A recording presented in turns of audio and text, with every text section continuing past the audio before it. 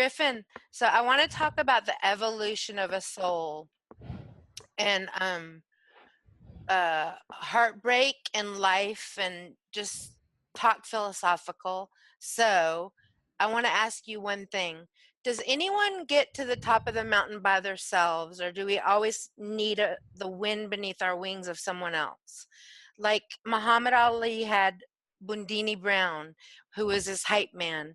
But Muhammad Ali said, I'm scared as hell to get into that ring. But he talked so confidently, but he had this corner man that worked with him that made the rhymes and poems that he would say, like float like a butterfly, sting like a bee, and all that stuff.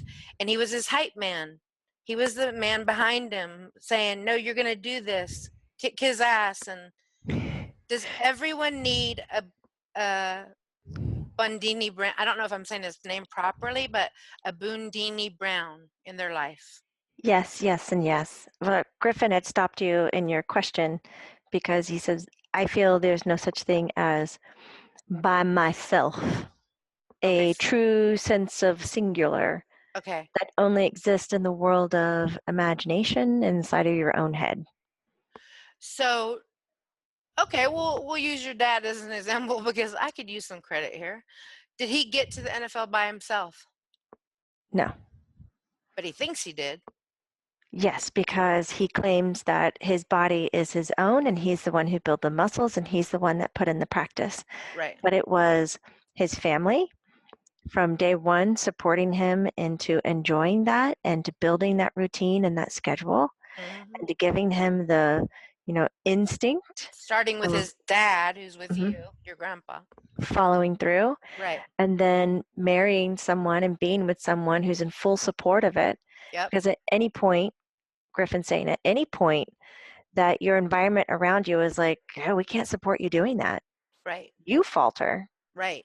if Right. all the pieces aren't in place. Right. Like I wanted to be an actress, and I could, if my mom says we always end up where we want to be, so I'm not going to use any excuses. I married your dad and followed him around the country everywhere, and I don't regret a minute of it. It was amazing. But um I think that I know he wouldn't have made it without me, without his dad, without you, without everyone, because we all helped. It's a process. Yes. Yeah.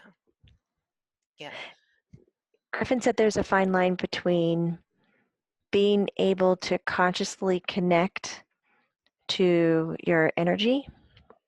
He taps his chest, your energetic body, not the physical one that you're looking at and feeling thirsty and needing to eat and needing to sleep, not that thing. The other thing. Mm-hmm. It's hard to look at that very clearly and say, I am a standalone island, because as soon as you look at it and identify it and connect to it, you're immediately in awe of the presence of everything. Wow. But as soon as we start changing our focus and we say, oh, we have to focus on the physical body. Right. That's who we are. Right. We look at it all the time. It's in our reflection all the All the time. time. Right. Right. And we say, okay, I got a hard look at this and I can see my arm's not attached to the next person's arm. So apparently I am completely separate. Right. We even have that kind of experience. What are you talking about? We even have that kind of experience was when we're born. He says, we're cut free from the umbilical cord and we're like, oh, you're on your own. Here you Right. go, life. Right. Because New it's life. just not true. Right.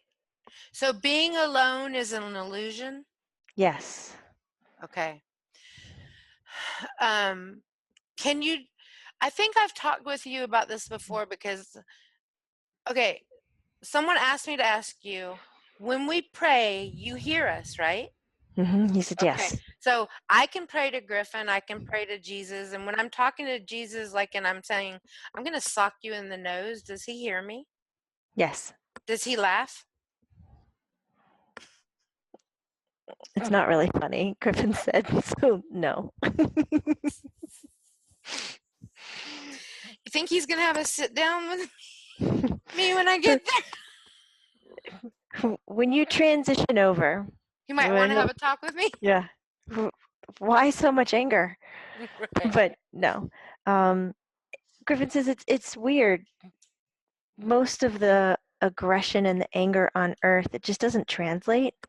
And it definitely doesn't trigger us Right. to treat you differently or judge you differently. We're just Right. like, you're being you. And Right. it's great. We Right. really celebrate that. Right. Do you guys laugh with us like when we laugh at how hard life is and like we make a joke about it? Do you guys laugh with us? Like, you're right, it is. Griffin says, I think we choose to laugh at any type of laughter you guys have, You don't whether care. it's from a fart or like Whatever. having a hard time at life or Okay. making a really sarcastic joke inappropriately at a funeral. Funny. It's all funny. Right. But he goes, when you think about it, like your laughter, it's like a spark. Say it again. It's like a spark that starts at the base of your soul. He's like hitting his hands together like this. Like at the base of your spine is a rock, the Right. flint rock. And when you start laughing, it starts sparking and it sends high heat just right up the spine. And it changes the way you vibrate. And it makes it really, really high vibrational. Right. And when you're laughing like that, no matter what it's from, if it's totally inappropriate or absolutely hysterical Right. or by mistake, all of a sudden that laughter vibration is on the same plane that we resonate. Right. We can see each other real, real clear and we can enjoy each other at that moment because you have just raised your vibration so much. That's why we say grief, bereavement, that doesn't spark a flame. If anything, it puts it out. It Right. gets you really grounded. We have a hard time connecting. So Right. fake your smile, do some fake laughter yoga. Have you? No? Yeah. I go, have you done that? He's like, no. Do some laughter yoga, raise your energies, and make life much easier for you. Right. Right. So laughter raises your energy. So watching comedy like I do a lot raises your Yes. energy. Okay. Yeah. Okay.